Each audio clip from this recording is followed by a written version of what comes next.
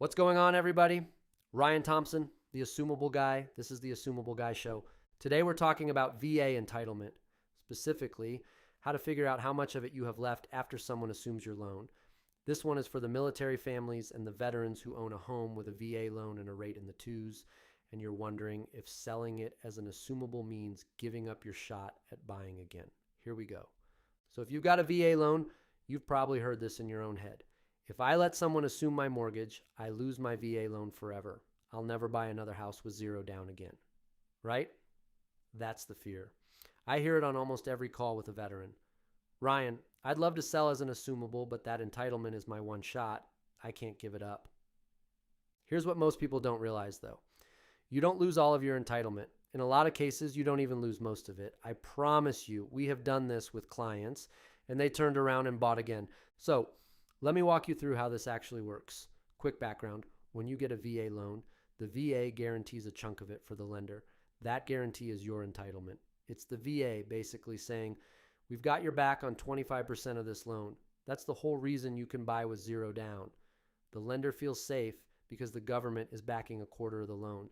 Now, when someone assumes your VA loan and you let them keep your entitlement with the property, a piece of your entitlement stays tied up in that house. Until that loan gets paid off, that piece is locked up. And that's the part people hear and panic about. They think locked means gone. It's not gone, it's parked. And here's something a lot of people don't know. You can actually have more than one VA loan going at the same time. The VA doesn't make you choose.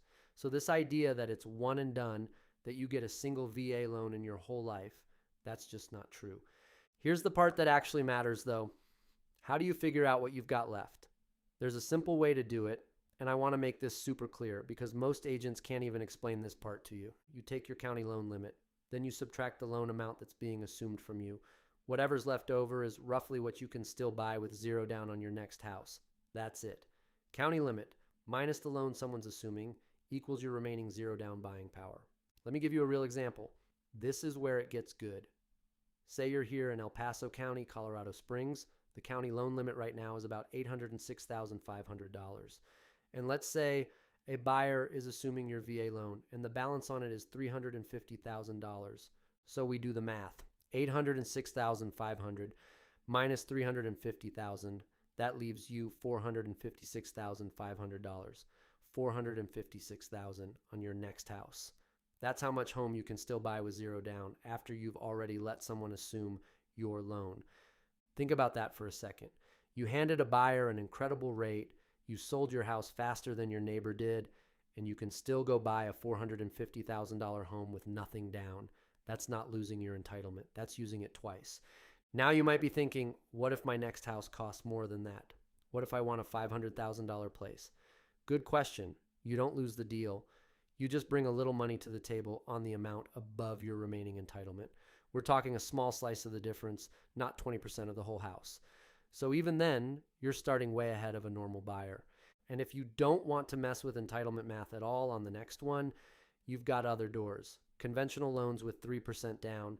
Here in Colorado, there's CHFA and down payment assistance programs. You are not stuck. I want to kill this idea that selling as an assumable traps you. It does the opposite. It frees up a chunk of your entitlement and gets your house sold quicker. So let me tell you about Marcus. Marcus was active duty, got PCS orders to move to a new base. He had a home here with a 2.75% VA loan, and he was terrified to sell it as an assumable.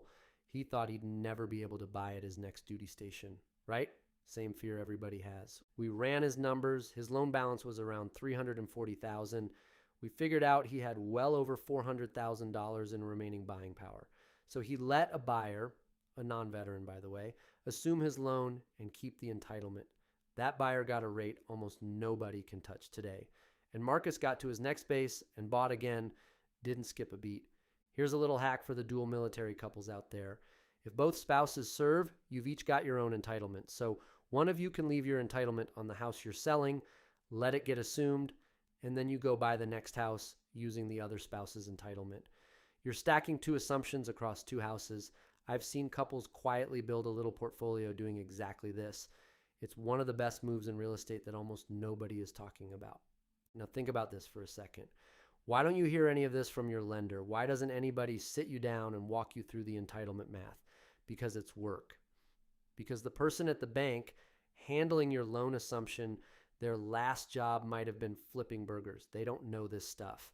And if your low rate loan gets assumed, it stays off their books, so they're not exactly fired up to help you. And buyers, if you're listening to this, here's what all of this means for you.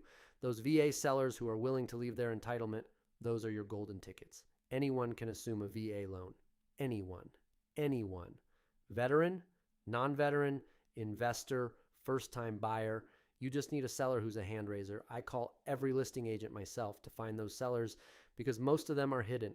So if you're a veteran sitting on a low rate, wondering what you'd have left, or a buyer trying to find one of these, hit up assumableguy.com or DM me on Instagram at the.assumable.guy. I'll run your entitlement numbers for you. No pressure, just math. All right, let's go get some sweet properties. I'm Ryan Thompson. This is the Assumable Guy Show. Next episode, we're getting into how an assumption affects your credit score, whether it even shows up on your report, and what it does to your buying power down the road. You're going to want to hear that one. I'll see you on the next one.